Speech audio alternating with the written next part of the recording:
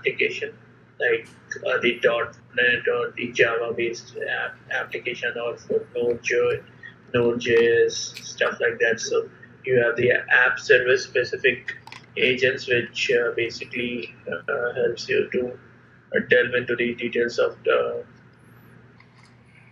like the code level analysis of call stack that you do, or the trace view, just like you used to have inside the Wiley, or something like that. So that is achieved using the app agent. Then they have introduced one.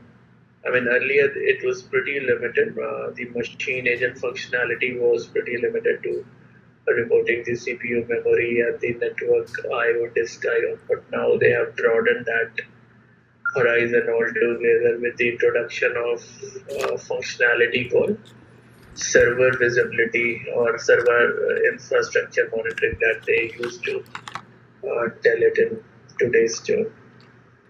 Right, so I'll just talk about the server. So hope you're able to view my desktop, right?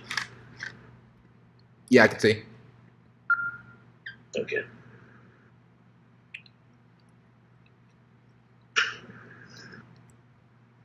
So inside the server tab, you tend to get to see the list of all the servers where you have installed the machine agents. I'll just pick one of them pretty quickly for you. Like I'll just pick one service.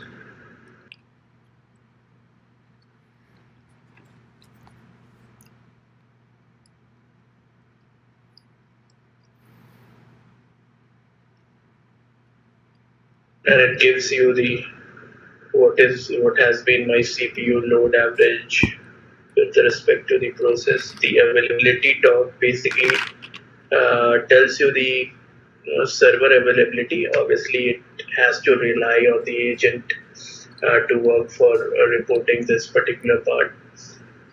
So that tells you the availability of the agent in technical terms. So if your agent is up, it should tell you your server is up and running. If your server itself, where the agent is installed, if that is being brought down, the agent process will obviously stop and start reporting that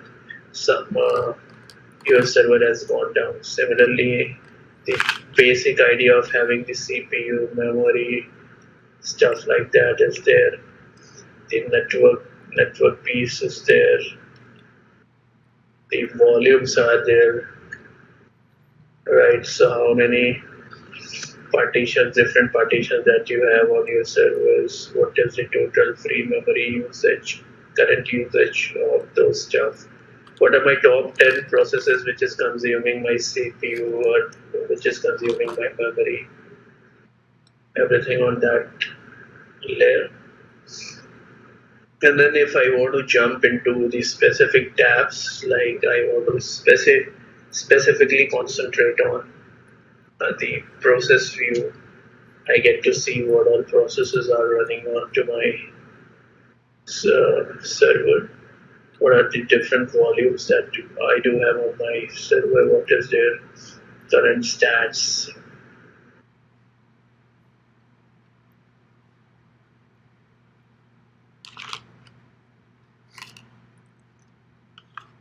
Okay, and then from network piece, I will get to see how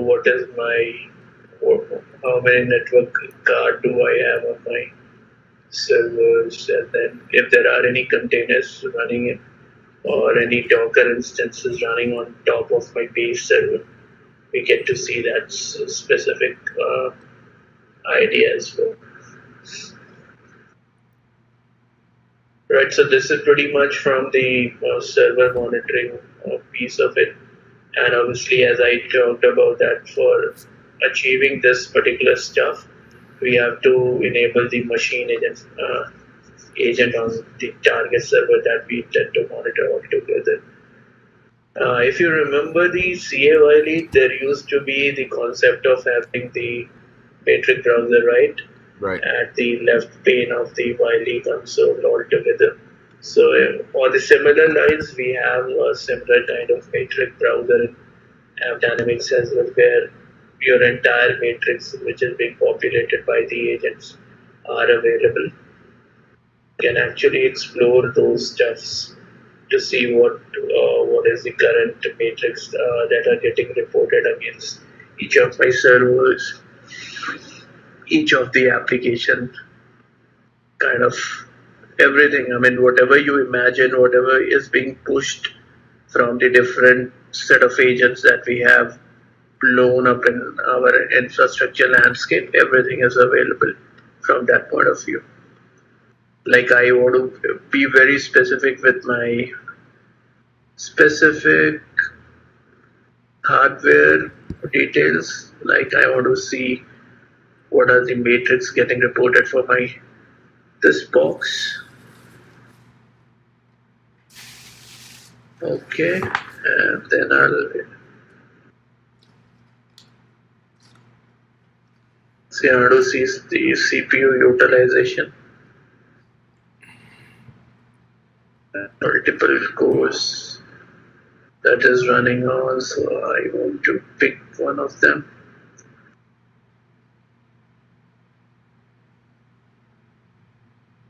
Get to see the clock speed. If I want to see the busy percentage, what is the utilization in general, I get to see that as well. So this is pretty similar to what we used to have in the CAYL as well.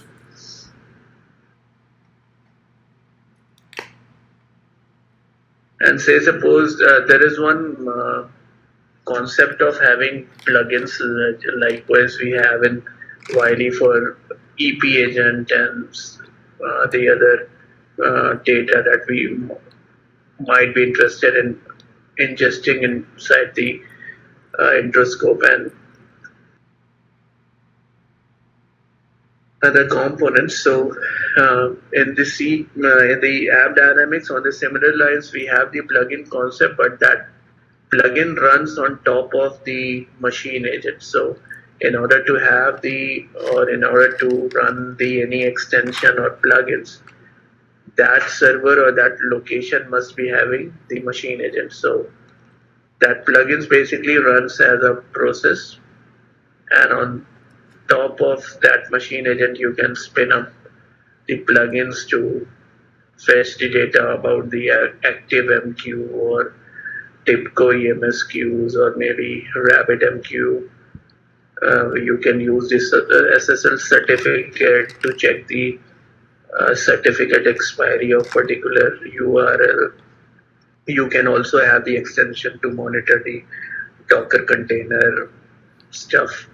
You can also have the the extension or plugins to pull what are the numbers or what is the details of elastic load balancer that I do have on my Amazon web service landscape. So we have a lot of plugins or the extensions available from App Dynamics if we want to ingest extra data. So we in general make use of those plugins and pull those data inside the App Dynamics. So does that make sense to you, Louis, so far? Yeah, absolutely.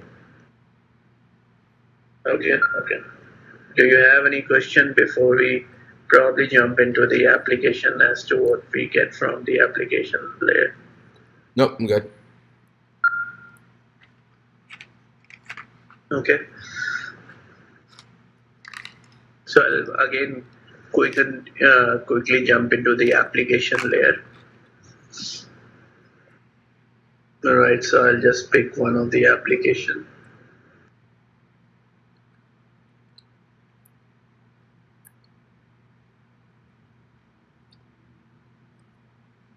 Okay, so unlike CAYL, we have, this one of the features which shows you, once you deploy the agents on the JVMs or CLR in case of your .NET based landscape.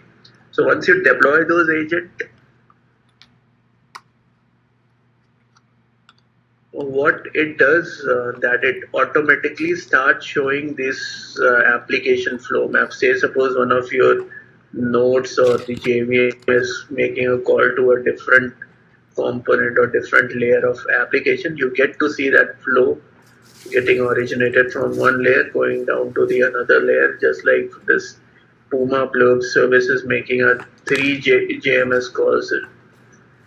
Um, I mean, it's pumping in some data to queues, and also side by side it is making a JDBC or database call to one of the PMRS database or the Oracle database enterprises. So all these topology is something which gets detected out of the box, depending upon the standard detection rule which AppDynamics by default enables for all of their agents. And at the bottom of it, you get to see the load, what is the current load volume for this particular application. Like it says that there has been 18,000 calls in last 1 hour duration, and these are the per minute flow that this particular application is witnessing. What has been the trend of my average response time with respect to the load that we have or that we have seen? Were there any errors? If there are any errors, that will be getting classified over here. What has been my transaction scorecard, whether all these 18,000 transactions were normal, or were there any slow calls, or were there any further very slow calls, were there any stall counts that might have been uh, captured during all these 18,000 calls which were executed. How is my server where my all these JVMs are performing, whether it is normal, how my node health is, what is my business transaction health is. So this is one view which shows you everything. Then if I have to talk about very specific to business transaction, I'll just go into the second tab, and it will showcase me the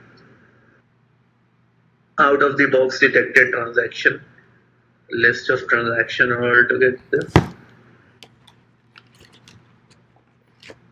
Right, so you see this is one of the, in last 1 hour, this is the transaction which has taken place 101 times. And if I want to specifically concentrate on this particular transaction, I can click on that, and on similar lines you will see that the same flow map is being generated.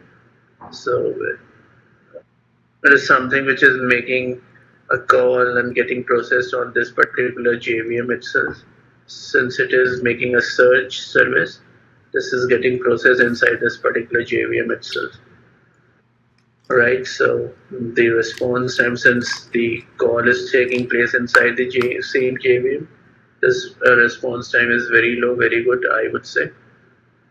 And if I want to see the transaction snapshot, or rather I would say the call stack or trace stack, I can get to see that as well. Like the longest call has been 6 minutes, so it gives me the details of it.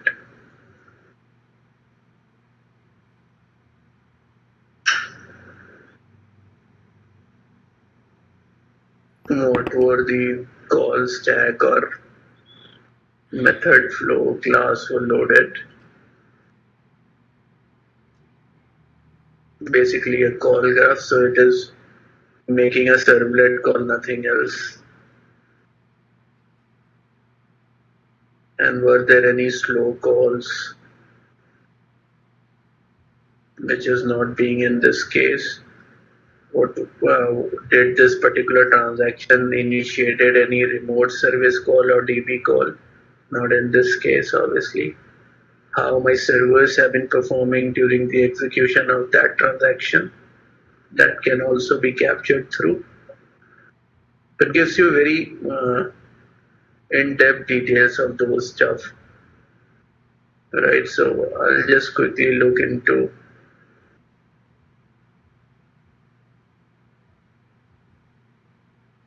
the TS and node concept, which is again very important aspect to understand. So any idea as to how we actually group these TS and nodes together, Lewis?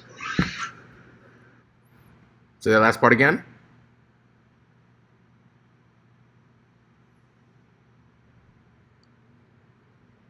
Hello? Yes, so I was just curious to know that do you have any idea as to how we create these tiers and nodes inside the app dynamics? Rather, what is the rationale of having this tiers and nodes together? What's the reason for having it there? Yep. Tiers and nodes.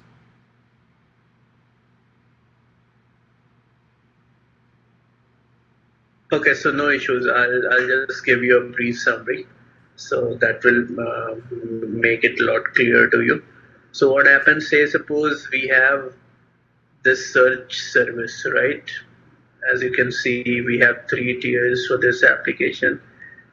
So one of my blurb search service, Puma blurb service, service is running on four of the servers, or rather four of the JVMs, right?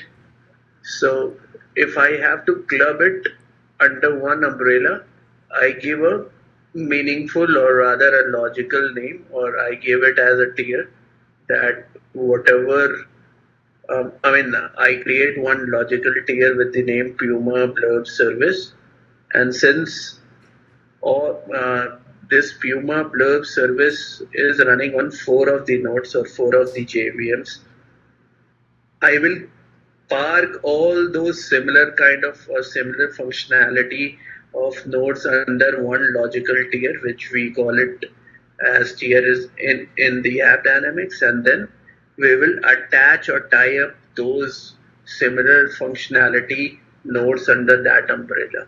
So that is how the logical mapping happens inside the app dynamics. So the tier becomes your umbrella where you park your similar kind of functionality or the JVMs or CLR which performs this similar functionality, so that it becomes very easier for the app owners or developers who's trying to look into it, that instead of looking into, say suppose there were thousands of the JVM and each of the JVMs, there could be 10 JVMs performing the same functions. So instead of having a scattered view, you create a logical binding and you park this similar kind of functionality under one tier, depending upon the service or depending upon the functionality that those JVM performs, and then you create those logical tiering. All So right, hope so that I guess yeah, like go in ahead. APM, you can do a lot of different things in the APM side, right? Like metric groupings and all that. You can do a number of different things to try to group similar metrics together. So I guess this is similar. Exactly. So you basically, as I was talking about, say suppose I talk about an e-commerce application. So there could be some set of JVM, so or app server, which is supporting my that particular e-commerce. So whatever the JVMs, like for JVM supporting my login functionality, so I will create a tier under e-commerce application. The first tier would be the logging tier, and under that I will park all those four JVMs which is supporting my login tier. Similarly, add cart or add to cart will be my second tier, and I will park all those JVMs or app servers which is providing add to cart functionality to my that application. Similarly, the checkout would become or classify as my third tier, and I would park all the JVMs app servers which is providing my checkout functionality. And finally, a logout tier, which will have every JVM app server which supports my logout tier altogether. So that becomes my logical grouping of application.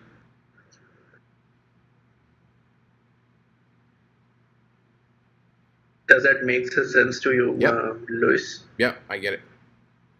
Okay, okay, okay. So, in on the similar lines, this was the stuff which was pretty important to understand. And say, suppose you have deployed a app agent onto that, you will get to see whether that agent is up and running or down.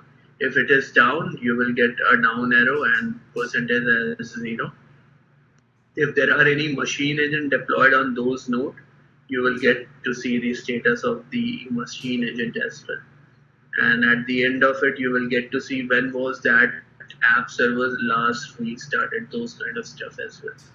If I pick any of them, say suppose I am interested to know the JVM details or the memory utilization happening on my one of the tiers, I'll just go into the memory page of that particular node,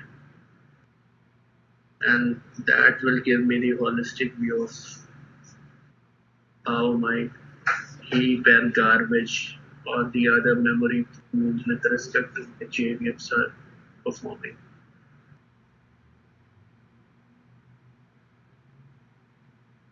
Okay, Yep. so this gives you that view. So what was the time for garbage collection? Were there any minor garbage collection? My memory cache pool looks like stuff like that.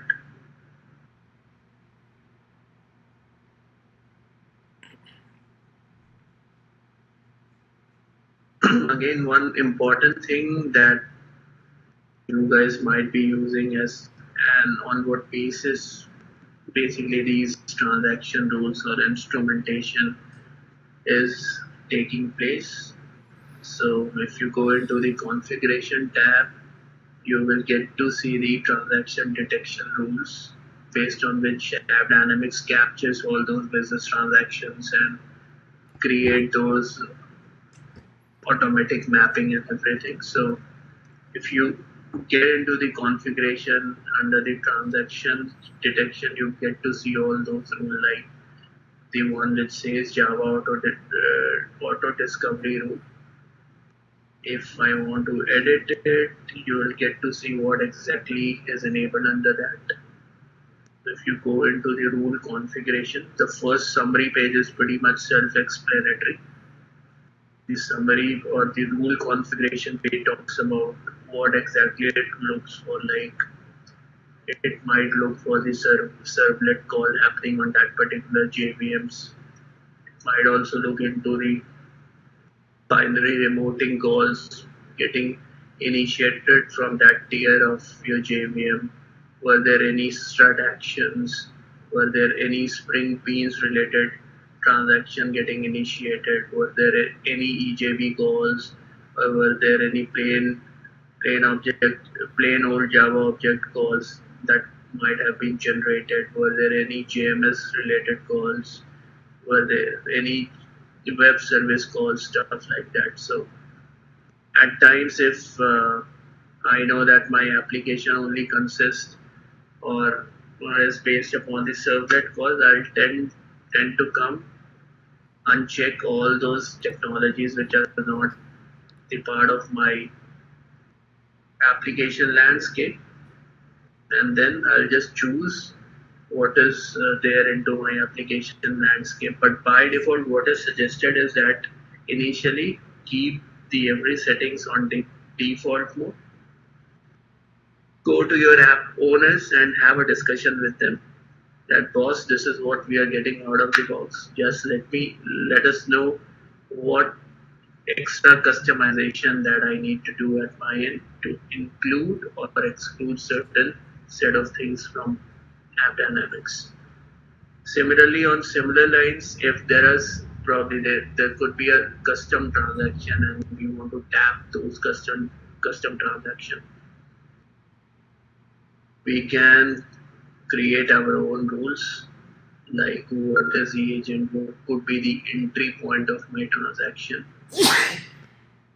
and then in the next page I have to provide the name of that entry rule, and similarly you can create those rule configuration, like if there is any HTTP calls that might be getting initiated while execution of certain set of class and methods, we can do that, or we can add different rules as well, like class name getting evoked or any servlet name getting evoked, stuff like that. And then on what values we should split up our transactions, like the first segment of URI, the parameter value, the header value, the request method, get, post, put, stuff like that, right? So this is how the in general transaction detection rule works.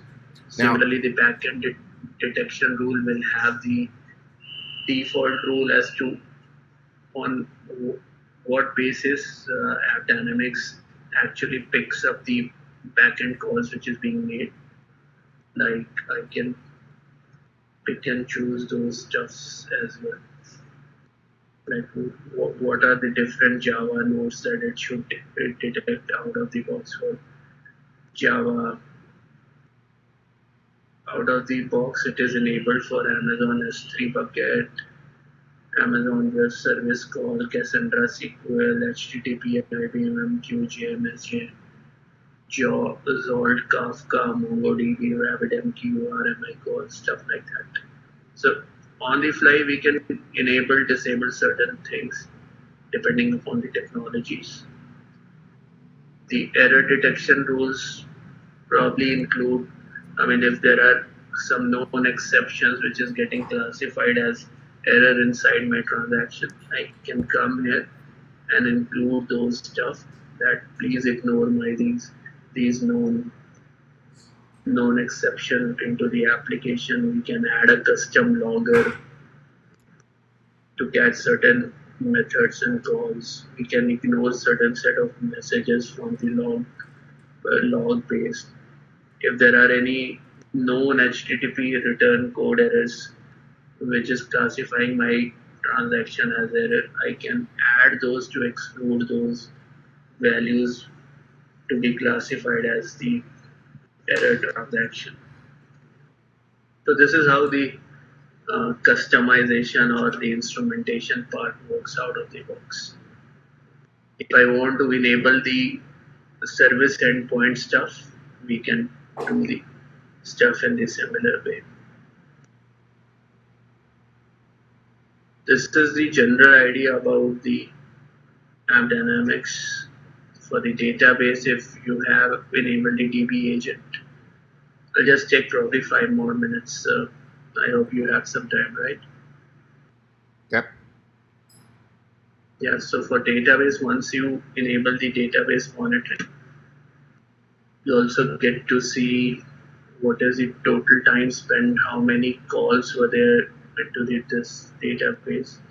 So you see the huge, I mean, this is highly utilized database. A lot of calls or SQL calls, stored procedure calls are coming or landing on. What are the top 10 query weight state? How many average number of active connection has been there with my this DB? What is my database server memory utilization, disk IO, stuff like that? What is the live view of my this database instance?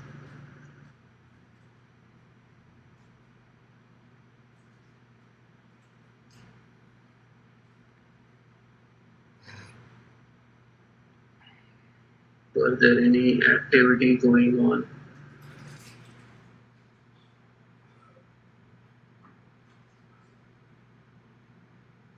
So you get to see all those weight state reports for this particular database. You also get to see the queries. What is the most expensive queries for this particular database? How much weightage or time has been taken in execution. So if you see at the top, this is the most executed query for this database, and you get to see the details of it. So if I want to see the view of this particular query, I get to see that stuff as well. I think it would be really good. Like what was the resource consumption for this particular query? Just give that. This particular, what is the client name from where this query is coming up? What is my schema name? Who is that user executing this query? So very handful information for digging into the database site, and the query ID and then the exact query itself. Get the nannies from there. Right, so this is how the, I mean, there are other lot of things with regard to the database that it shows the schema details, the blog details, stuff like that. And then alerts and response are the section where you actually go create your threshold rules. I would just quickly give you some gist of it as well. Like I want to create a CPU based alert, then I'll have to go into the health rules and respond, pick my server as my data source, and then I'll quickly create those stuff.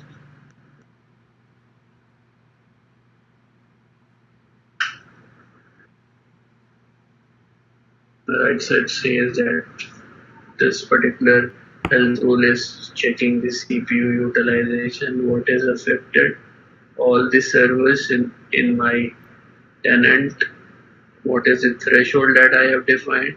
It is checking if the CPU is busy more than 90%.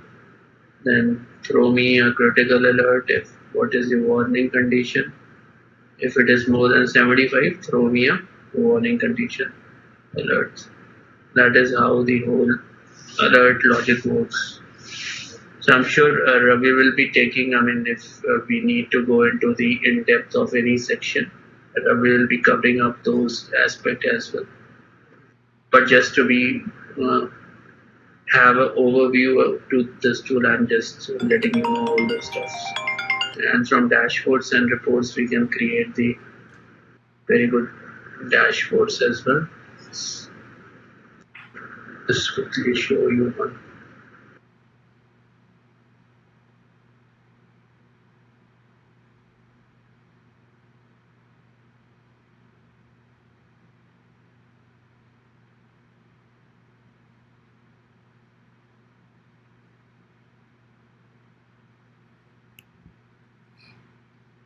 Right, so this is the infrastructure application infrastructure alert dashboard, where we have created the heap memory, application server availability dashboard, whether there are any errors into the application itself, how my node is performing, what is my tier health, what is the memory use, garbage collection time, disk read write, stuff like that. So all these are custom dashboards, so a user can obviously go and pick the metric browser to actually park everything inside the dashboard to have a very holistic view or a bird's eye view to the entire landscape.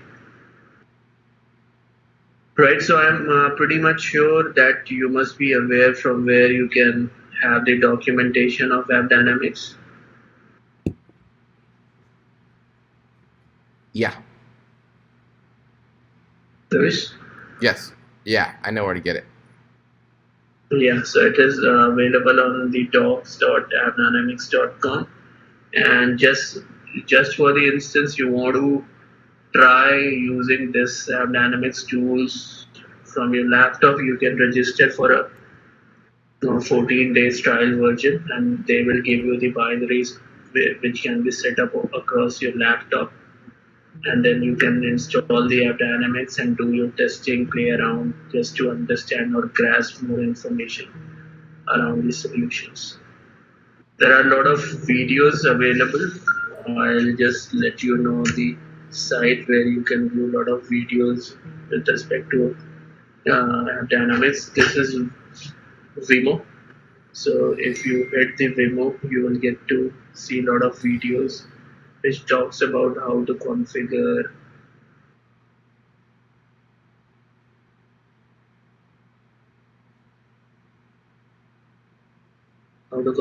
the different aspect of it. Like this is basically purely with respect to the Docker. So on the below side of it, you see the other videos from App Dynamics forum. So you get to see all those stuff as well. Right. So these are very helpful videos. So if you want, you can make a note of this particular site and you can watch the videos to have a better understanding of this tool altogether.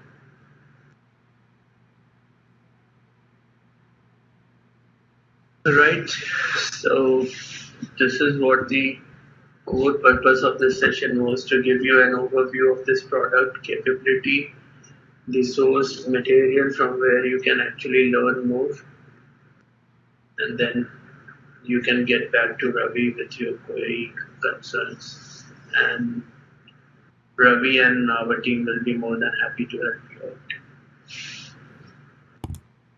out. Excellent. Thank you. Yeah. Okay. Have a nice day. All right. Thanks a lot for your time. Talk to you tomorrow. Okay. Bye. Bye. Okay.